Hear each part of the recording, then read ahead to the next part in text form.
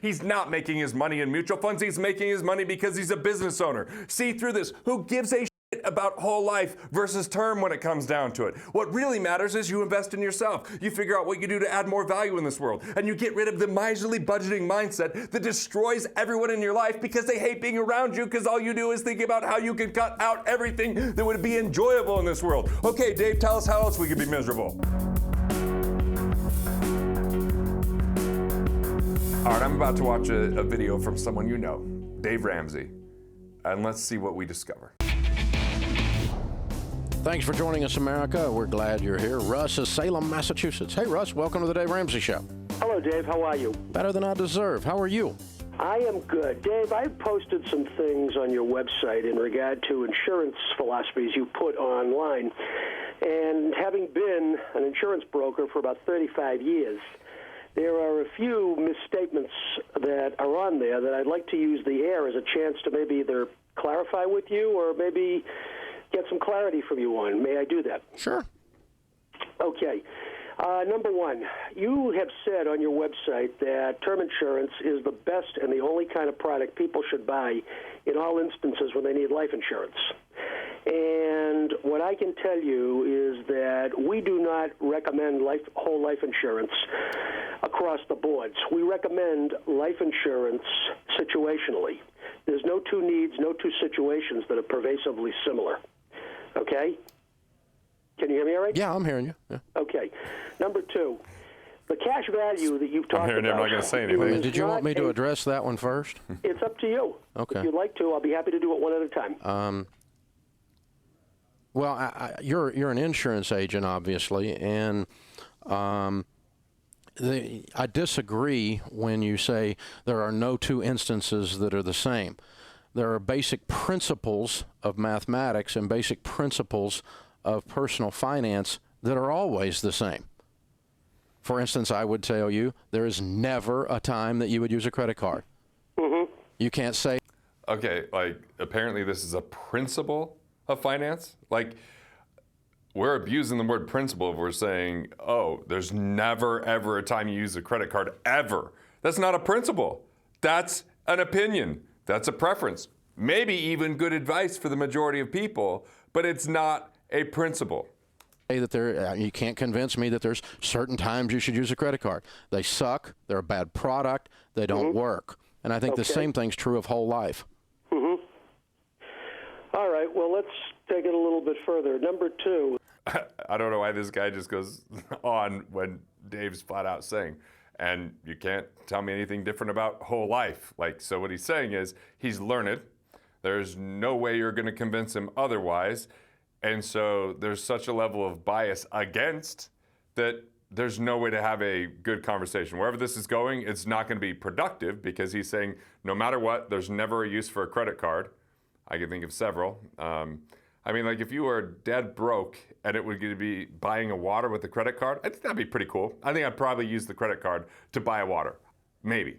The second thing is, never a place for whole life, then why is, I get that a lot of whole life is designed terribly. It's not overfunded. It's, there's people that are with companies that take forever for the cash value to grow. There's a myriad of places where I could agree with Dave about the problems with whole life.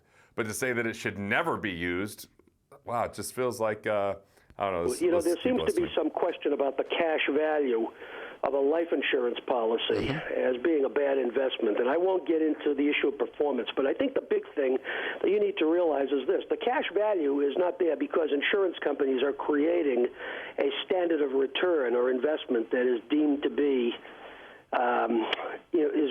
poor or is deemed to be immovable. The cash value then why would you do it? Policy is there. It's a function of law. It involves. So why would you put extra money into a policy to create cash value if the cash value has no standard of excellence at all on the rate of return? Okay, so why would you put it in there? Let me just answer that in a few ways. Because if a savings account is going to give you 0.25% or 1% taxable, and you can put extra money into a cash value that's going to contractually guarantee you 4%, and by the time you pay your expenses, you're still getting 400% better than what you get in a savings account with tax advantage is the same reason why we have COLI, which is corporate-owned life insurance, BOLI, which is bank-owned life insurance, where they're putting a percentage of their reserves. Like, it's because this is a better return than other savings structures when designed properly. So that's why you might put more. Well, you didn't let me finish. Those policies historically get better as they get older. Okay? The cash value of a life insurance policy is a function of state law. It's a function of statutory reserves. Sure. And also, from an actuarial standpoint, Sure. it's used to keep premiums level indefinitely. Why do you think term insurance is so cheap? Because term insurance does not have or maintain a legal reserve affixed to it. Well, sure it does. They have to have cash reserves to support. reserves. Otherwise, The the state reason won't license the term insurance company. Now, it's a Whole life 20-year is not- level term. 20-year level term insurance is about 1/5 or about 1/20th the cost, about 5% the cost of the Actuarially same amount of the same. So first off, 1.1% of term policies ever pay out. So we have kind of an issue there. Second is, level for 20 years. What happens in year 21? What happens when you actually have a higher chance of death? They phase you out with the cost of the policy. So, I mean, there's a lot to this. Amount of whole life is. You're right, but from an actuarial point of view, whole life is considered to be a product priced indefinitely that does not have. Yeah, but it never stays in place indefinitely. That depends upon the person, and that depends upon the situation. All the research shows that they cash them out like crazy. Not everybody. Yeah, I can tell. yeah. This I The can vast majority do. But let's just pretend you kept it for your whole life. Why the flip did you need it for your whole life? How about some things called estate taxes? There are people who do, when they die, see their family incur substantial financial loss. And so in order to cover estate taxes, I need to get ripped off for 60 years in a horrible financial product. That's your theory. Well, let me just say this. If you talk about the difference of investment, why don't you talk about the difference in, for example, in attorney's fees? There are attorneys who charge $300 an hour versus $700 an hour. You don't tell somebody to invest the difference in legal fees. I don't even know where this conversation is going right now with some of this, but it's like, I already know what the conclusion is going to be. Dave hates whole life. He doesn't really feel there's any reason for it, yet he's also a guy that in the past has promoted mutual funds without looking at the ramifications and downsides, and says that just as a matter of fact, like, oh yeah, you just put the money in the fund and you get 10%. Well, guess what? You don't get 10% in mutual funds. By the time you pay for the expenses, there's the volatility, there's flash trading issues that happens, there's companies that go out of business, and that actually impacts the rate of return, even if it doesn't show up on the average rate of return. And, having lived completely debt-free for many, many years, and I'm as big a numbers nerd as you'll run into, it took me a while to realize that when you factor in risk and taxes, you really aren't making a spread. So it's like, I hate this whole conversation is what I'm thinking. Like, I hate it because here's two people that have their complete opinion before they've even considered what each other has to say or what they might do, and I don't even know where the hell we're going with this attorney fee thing. It's like, I guess I'll listen to a little bit more of it, but like, Dave says, never a credit card, never whole life, and just says, why would you keep it your whole life? Well, because if the cash value, which I have one that's done 6.32%, that's actually beat what a lot of people have got in mutual funds without the volatility. It's captured and contractually guaranteed when it's there. I can utilize it, but you know what? I don't even get that excited about life insurance. It's not that exciting to get that rate of return. It's just a much better storage facility than other savings vehicles that are taxable and paid next to nothing. And why is it the institutions are doing these same things? So fine, they both can be right in their own way. Of course I would, if the actual if the actual legal advice was exactly the same. Well, if you die, you get paid with term insurance. Your beneficiary gets. That's a big if. If you die with term insurance, which 1.1% of people ever do, you get paid. Why? Because it's phased out, because it's a great tool for a stopgap, to indemnify if something happens to someone, to replace their income or their economic value to their family. But it's not there why the Rockefellers use insurance, which is going to be to replenish a trust, to be able to, regardless of what happens in the market or what happens with their heirs, if there's economic turmoil or times when investments underperform, they've got a way to replenish that trust, and they're moving it on to the 7th generation here pretty soon. So it's such a myopic view that comes down to this.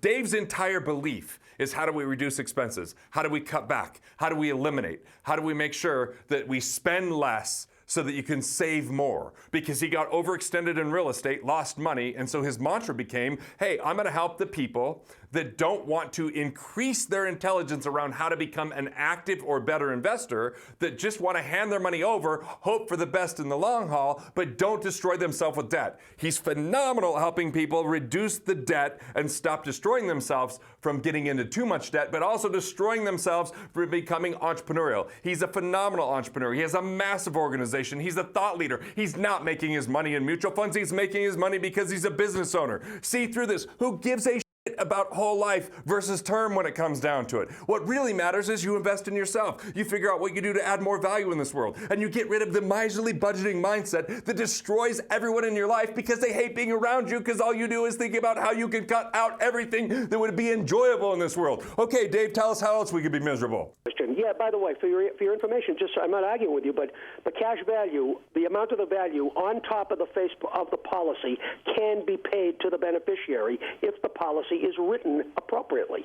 And none of them are written that way. Well, I've written them None that of way. them. Everyone that I've ever, when I sold insurance from 1998 to 2005, all of them were written, it would be an increase. He says none of them are written that way. The retention of those people were at like 97%, 97.5% retention of people from 21 years ago. So with education, things get better. With understanding, with demonstration, with design, like I get it. Maybe a lot of insurance agents just, they just sell and they move on. I don't know. I don't know these ones, but these are the ones that Dave talks about, and I don't know what numbers he's quoting in this and why it doesn't work and where those numbers came from, because he's not telling about his sources. You and I know that is not how the industry is set up. Well, believe me, it is. The other thing is, you said that, you talk about whole life as being such a horrible product. And again, maybe in your mind it is, but can I ask you this question? Mm-hmm. Why is that particular product that you think is so deplorable, bought by many publicly held companies and privately held companies to fund buyouts of corporate? Yeah, you can see like K1s to verify these publicly traded companies and how much they're putting towards corporate-owned life insurance. So this is stuff that you could easily verify that this guy that's arguing with Dave. Stock and there's a lot of buy-sell agreements that use whole life, and you know why?